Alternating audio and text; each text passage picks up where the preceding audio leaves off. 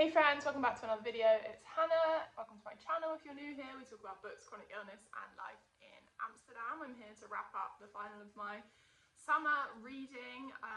Everything I read in August. Gonna say sorry now. Hopefully with my microphone you can't hear, but there's building works going on all over our neighbourhood, so there's very limited noise, external noise free time to film, so apologies in advance if you can hear drilling and the like, but hopefully this helps a bit.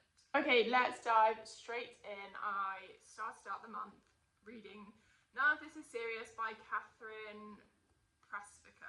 This is a contemporary literary fiction story set in Dublin. It follows a group of friends who are about to start, who are like finishing college and starting university, or are they finishing university? I can't remember because in Ireland they interchangeably use college to talk about uni, like how you do in the States. But this follows Sophie and her best friend Grace, who have a very toxic and turbulent friendship that is really overshadowed by sort of complicated family lives and relationships and sort of love interests. And then, as you can see on the cover, there's all these crack details because it's sort of supernatural in a way, but not in a way that I found frustrating because I don't really love supernatural books. But there's a crack that appears in the sky, which is kind of it's talked about in the way of, do you remember that Icelandic volcano that happened a few years ago that grounded all the flights? Or we've like seen so many episodes of the Northern Lights in Europe, which is really unprecedented. It kind of feels like that, like a climate event, but it's described as like the crack, and all of their friends rally around to work out what it means and how do they move forward. They are entering adulthood at the start of, or in the midst of, a economic recession, and people are leaving for London and various other places to get better jobs and to, you know, not have to live with their parents anymore. And it's all this conversation about early adulthood in late capitalism, neoliberal society. And I really enjoyed this one. The toxic friendship is really hard to read, and so is the toxic romantic relationships, but it didn't feel too cloying in a way that another book I read this month really did. So I enjoyed this much more than I thought I was going to. Actually, I just picked this up while I was really poorly in bed and wanted something fairly mindless to read, and this ticked the box. Then on our road trip in France this year, we listened to The Lasting Harm, Witnessing the Trial of Ghislaine Maxwell, which you would have seen featured in an earlier vlog. This was the book Tom and I listened to in the car. I love Lucia Osborne-Crowley. I've read everything she's written, and I think she's a brilliant advocate, writer and representative for women's rights and violence against women and girls. She talks a lot about trauma and the impacts of trauma on young bodies and her life with endometriosis and autoimmune disease. So this is a book that follows the trial of Ghislaine Maxwell, who was the partner, like criminal partner to the romantic stuff is covered in here a bit, but to Epstein and the whole Epstein ring. So Lucia Osborne-Crowley had a front seat to the trial every day, and she talks about, like, you get that really peek behind the curtains feeling in her writing, which I think she does so well, of bringing the person to the forefront in a way that empathises with her subject matter, the victims in this case, obviously not empathising with Ghislaine, but she had a front seat to the trial, and she talks about what a toll that took on her body to witness this as a survivor of CSA, and she makes contact with members of different victims, like different groups of victims, and interviews them for parts of this book, and talks in general about how the criminal justice system fails to deliver real justice to victims of crimes of this nature. I think she does such a brilliant job. She talks about her experience in the criminal justice system, being a law correspondent. She comes from a law background, and also as a CSA survivor herself. She is like in Australia and then in the States here. So I thought this was brilliant, and one of the most sort of victim-centric,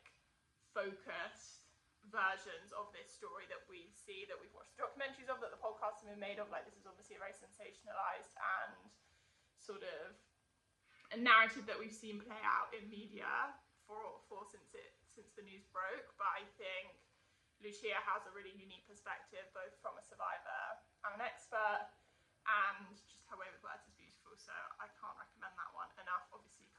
trigger warnings and like, you know, step forward with caution if you feel like the book will be heavy for you. So that would be the caveat there. Another audiobook I listened to this month was The Family Outing by Jessie Hempel. This is a sort of, it's a memoir of like a stereotypical middle class American family that Jessie Hempel was born into, and talks about being raised, her parents being religious, being raised with her siblings, and then as she is a teenager, early adult, and various members of her siblings are of similar age, her dad comes out as queer, and that obviously sets off a series of events within their family, talking about their parents' marriage, his like religious shame and guilt because he was raised in a religious family, and how his sort of what felt like betrayal of trust was understood by both his children and his wife, and talks about how various siblings who are all queer themselves have come to understand their dad and their parents. And I thought this was really beautiful and sort of loving, and again had that sort of real on the page author exploration, because we listened to Jessie talk about how they interviewed various members of their family, how they convinced their family this book was a good idea, and trace different parts of their parents' lives and, you know, get them agree to put it on paper, which is something I've been thinking about a lot when it comes to memoir writing, and whose stories are we allowed to tell and how are we allowed to tell them. So I think this did a really good job of that, talking about like informed consent and like a family memoir really meaning a family. So yeah, I love that. Then I read two pretty terrible books in my opinion. I read No Hard Feelings by Genevieve Novak. This one I picked up looking for, again, that sort of semi-mindless but still literary type of story I read when I'm feeling unwell. It was blurbed as like Sorrow and Bliss meets Dolly Alderton, which I don't think this is nearly as good as Sorrow and Bliss. It doesn't deal with those difficult topics with any kind of pizzazz or unique spin, or just like even with enough depth. So this is the story of Penny, who is living in a big city, trying to work out what to do with her life, is like kind of flopping in her marketing job, and one of her best friends is getting married, and the other one is like rising the career ladder in like the law world, and she feels like a bit of a failure. She keeps going back to this boy who's literally a good for nothing piece of shit, who won't give her the time of day. It's like kind of a friends with benefits situation, except he's the only one that benefits. And he's so toxic, and she has such low self-worth, and all of that is very believable. I think the way this book harps on and on those points, and we watch Penny fail over and over again, and then her friends tend to be really shitty to her because they're kind of sick of her having problems, which is like, again, like not unheard of, but just feels like, because it was drawn over so many pages, I can't remember how long this book was, 312 pages. I thought this was way too long for the kind of story it was trying to tell. I felt like we had the same scenes on repeat, and it kind of got to that phase where she is trying again with her boss, like trying to get her boss on side. She works like a bullshit marketing job, but she really wants to be good at it. And from, I would say, like the 60% mark, you could see the next steps that were going to happen, but you had to wait so long for them to happen, so it all felt very predictable in the end. And I don't know, I just found also the way this book talked about alcoholism was really quite strange. I thought it didn't feel very well thought out, like a bit clumsy, I guess, in places, particularly when it comes to young people and drinking culture.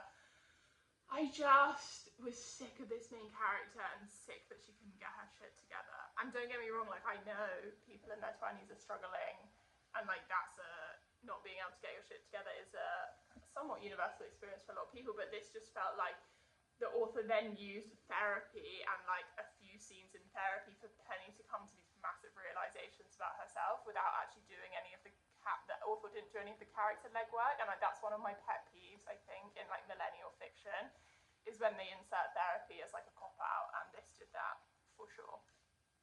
Okay, then I read Bonding by Marielle Frankel. This book again is like a, I guess, piece of millennial fiction, but it's a new one. It came out just this year, and I had a lot of people talking about it. And a bookshop I really love posted kind of a rave about it, so I was like, hey, I'll check it out. It was on, I I think, BookBeat, which is an audio listening app that I really liked. So this follows Mary, who goes on this holiday to Ibiza and meets this guy who is like involved in research of this drug that's going to be the next thing to cure everyone's depression, and it works to like build community. And it's called Udaxa, this medication that's like not the same as the SSRIs we've known in the past. It doesn't work on brain chemistry. It's like meant to give you these euphoric feelings that help you connect with people more, which in and of itself is not very well thought out. Like, I really hate books when they do this, and I feel like it pops up quite often where they have this idea and concept and it doesn't really, like, there's plot holes in the concept and it doesn't really track, and I felt like this was really vague, the way that this drug worked, so that kind of pissed me off. I know some people won't be bothered by that because you're like, it's fiction, it's made up, but this is, you know, in a realistic setting. So Mary then starts, so she meets Tom, she's talking about this drug, and then she starts working at this app, which is like meant to be the new frontier of dating. It's like focused on consensual non-monogamy and polyamory and like meeting different people in a like carefree and sort of, I'm not really even sure, like I feel like we didn't really get the grips. To me, like, all dating apps have all these bylines and stuff that they pretty much all come down to the same kind of thing. But anyway, the person who runs the app is, see how long it's taking me to explain this, and this is the problem with this book, it's so convoluted and these two plots don't go together. There's the drug thing, and then there's this app, and the person who founded the app is also Mary's ex-girlfriend, not really girlfriend, but like her first queer love, who's horrible to her. And then in some ways they build this like love triangle / business triangle where they're trying to get Udaxa involved with the app, and how people could take this drug to experience non-monogamy in a way that doesn't feel socially awkward or scary. And all these different events sort of set off this catalyst between Ibiza, and it's partly set in Luton and then in London, and then like XYZ, all this stuff happens, and suddenly we end up with someone being killed. It's so sort of out of box. The last 20% of this book, I was just waiting for it to be over, and then I had to listen to the last 5% like 4 times, so I was like, what the F? Like, if you read this book, please tell me what you thought of the ending, because I just thought it was so absurd. I just felt like it was trying to put these two things together that were 2 entirely different books that had no correlation. It was confusing and messy and uninteresting in places. So I really hated the way it also portrayed like Luton and various communities in that place, and how it just felt very stereotypical in that way, which I also found frustrating. Okay, a couple more audiobooks that were more successful. I listened to Becoming Kim Jong-un, a former CIA officer's insights into North Korea's enigmatic young dictator. Wow, what a long byline. I've wanted to read this book for ages, but it's only just come out on audio, and I've only just found it on audio, at least on my apps. And I think it was published, I think in the pandemic. I really like to read books about North Korea. You've probably seen a few of them pop up on my audio, on my roundups. This was, yeah, essentially like a biography of Kim Jong-un. Really interesting, talking about like his schooling, his education, the lineage he came from, and how lots of people, various experts, believe that this was going to be a changing tide for North Korea, which we didn't see, and how in fact he sort of doubled down on a lot of things, but brought in certain elements of modernity that benefited the 1% of the country. So yeah, really focuses on his early life and his education, but it's because it's a really recently, like fairly recently published book. It also talks about the brother-in-law, you know, that that assassination that happened at the Malaysian airport, various defections that have happened in the last 5 years, and like these more recent plot points that aren't necessarily featured in that wave of books about North Korea we got in like 2014 to 2017, I would say, which of most of them I've read. So yeah, I thought this was really good. It puts together like his personal history, personality traits, his policies, and the guy who wrote the book is like an analyst and brings in other experts, so I thought it was really. Then on the way back from our road trip, we listened to $1 Billion Whale, The Man Who Fooled Wall Street, Hollywood and the World. So this is a book about Joe Lowe, who is very infamous. Tom's back there. Stephanie's nodding at me like, oh, Jolo. He's a very infamous fugitive connected to a huge string of white-collar crimes that took place in Malaysia over this fund of government money. And I found out about Jolo through this podcast I listened to called Whale Hunting, which is all about white-collar crime and sort of billionaire, misdemeanor, sort of the 1% who rule the world, the shady legal things that go on in that world. Like, it talks a lot about like arms dealing and journalists being arrested and like those kinds of, sorry, my brain is not working today, but anyway, the podcast Whale Hunting is really good. It has a newsletter attached to it as well. But anyway, I heard about Jolo through the guys at Whale Hunting, and so when I saw that this book was available on BookBeat again, I thought I would give it a listen, and Tom was up for it because he quite likes a white collar book like Empire of Pain, which you can see back there, and Bad Blood. It's in that string of books. I will say this is very sort of economics heavy. It really does get into the weeds of how he committed the fraud over and over again, and all the different sort of knock-on effects, how different investment banks are involved, Goldman Sachs, and all these different people that Jolo picks up along the way. And then the chapters I think are most interesting is how Jolo reinvented himself as like in Hollywood, and he became very close with Leonardo DiCaprio and various different celebrities and film producers because he used that stolen money to create a film production company, which was always his dream. So it's very much about self-mythologizing and kind of like, was it A for Anna, that story of the like fake billionaire in New York who stole all that money and like never paid for anything in hotels. It's kind of that energy, but it's interesting because it talks a lot about Malaysia, and it's all entangled with the Malaysian government and specifically the Malaysian Prime Minister at the time and his wife. So it talks a lot about sort of like keeping up with the Joneses atmosphere, that like the First Lady having to have all these handbags and getting dressed, and like all these different elements of Malaysian society that afforded him the ability to commit the crimes, which was really interesting. It's quite a long book, I would say. It definitely like ebbed and waned in the areas that you find more interesting.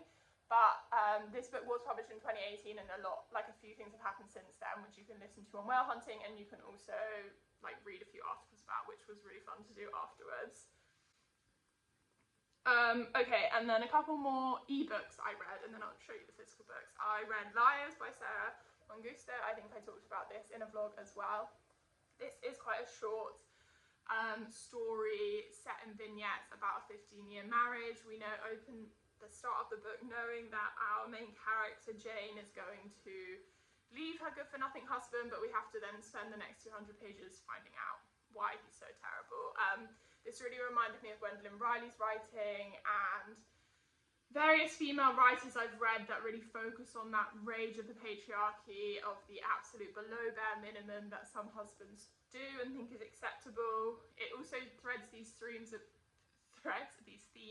artistry, what it means to be an artist and a mother, what it means to be an artist in a nuclear family, and how do we navigate our wants and needs with our like desires to pursue making creative work, which I think was done really, really well. This is like infuriatingly, blood-boilingly frustrating to hear about this horrific cis-het man who is just like, does not know how good he has it finding this wonderful wife.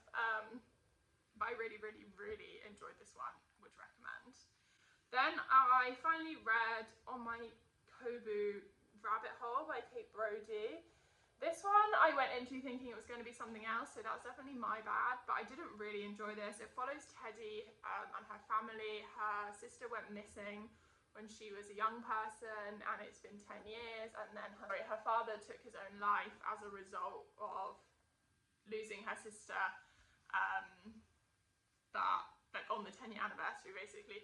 And it's Teddy and her mum trying to pick up the aftermath of that and what to do with it, and then Teddy ends up down this rabbit hole of Reddit where she finds out that there's all these different people out there still trying to put together the pieces of her sister's disappearance / murder, and who are, armchair detectives essentially, and she gets wrapped into that world and starts to meet people in real life and sort of put together what really happened to her sister, and there's a lot in here about drugs, about trauma, about difficult family relationships, about small town gossip. But I just thought it was a quite, I'm not sure what the right word is, just naff, I guess. I'm not like that. I'm not a true crime person. I feel very strongly about those kinds of Reddit communities where people want to be armchair detectives and think that it's their public right to be, you know, nosying in other people's business without their consent.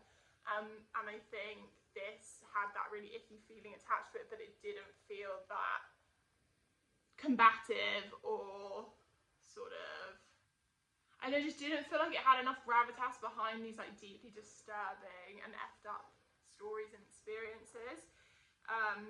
It did leave me feeling very icky, and I couldn't really place whether or not that was the writing that made me feel icky, or if it was like testament to the writing being good, or if I just felt uncomfortable with the whole premise of the book. Hard to say. Would like to know if you've read it.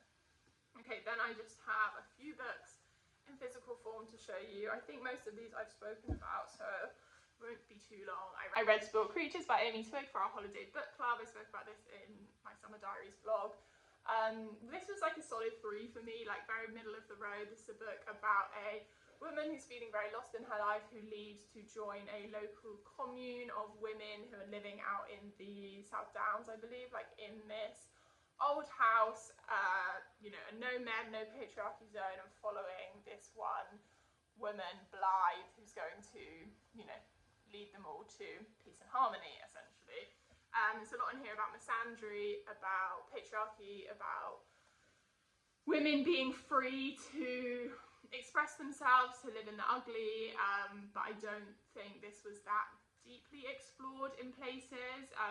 There is a subplot of like a queer romance and queer infatuation, which I think in part I really enjoyed, in other part it felt like a little one note, and a little, again, stereotypical, like, oh, all these women are living together, of course they're all going to fall in love with each other. I don't know, like that didn't totally work for me either. I liked the setting, I loved the cover, but the cultish element fell a little flat for me, and it all felt quite vague. Definitely, I think my favourite book I read in August was Gender Theory by Madeline Doherty. This is a book read in the second person, so if you've read Open Water by Caleb Azuma Nelson, this is the same as that. Go into that note, like you should know that going in, because some people really don't like that kind of style. I really do, and especially because the main character in this book is living with endometriosis, a devastating chronic illness that I also live with, and really trying to figure out how to manage her life and her symptoms and fucking up along the way. It's definitely a book about how illness can make you an asshole, about how difficult it is to get people to understand what you're living through, about the fluctuations in health, and how, in the same way to Genevieve Novak's book, which felt like it was just someone fucking up again and again, this book is also that, and you do feel frustrated with our main character, who seems to just, you know, be making poor decisions all the time. I feel like in the end we really get to understand the why and the responsibility taking of that, and I think that's where I felt real character growth in this book, which is why I enjoyed it so much. Not to mention it had really accurate representation of endometriosis, which, as I've come to figure reading a very popular book this month in September about endo, is hard to come by. So I really, really enjoyed this one, and I urge you all to pick it up. And then probably actually rivaling that for favourite book of the month, hard to pick between the two. This is The Same As It Ever Was by Claire Lombardo. Claire Lombardo is one of my favourite writers, and this is her next family saga. She also wrote The Most Fun We've Ever Had, which I really want to reread, especially because Tom just read it recently on my suggestion. So this has a lot of similar flavours to her last book. We follow Julia, who is at sort of the tail end of her midlife. She's just turning 60. I think she's celebrating her husband's 60th birthday. She's reflecting on a difficult and complicated friendship she had in early motherhood with an older woman, and how that impacted her marriage. And we hear from that time of her life, as well as her in present day, dealing with the fallout of a decision that her son has made, her grown-up son. So we have her with her grown-up children and her with her young children, figuring out who she was. She's going through postpartum depression and anxiety really quite severely, and has completely lost herself, and feels so estranged from her husband in those early years of motherhood, and I really liked that depiction of how all-encompassing those early years of motherhood could be for someone. I think that was really well established, but at its core it's just a really good family saga. Like, there isn't much to say about it. If you're a lover of family sagas, of ordinary slice of life type of stories but with a lot of depth and complicated interpersonal relationships and difficult conversations without feeling cheesy or one note, this is the one. Claire Lombardo, she uses all of those 500 and whatever pages. So yeah, that's everything I read in August. Some duds this month actually, but some really good books as well. So I am looking forward to getting back to you with more books soon, and I'll see you then.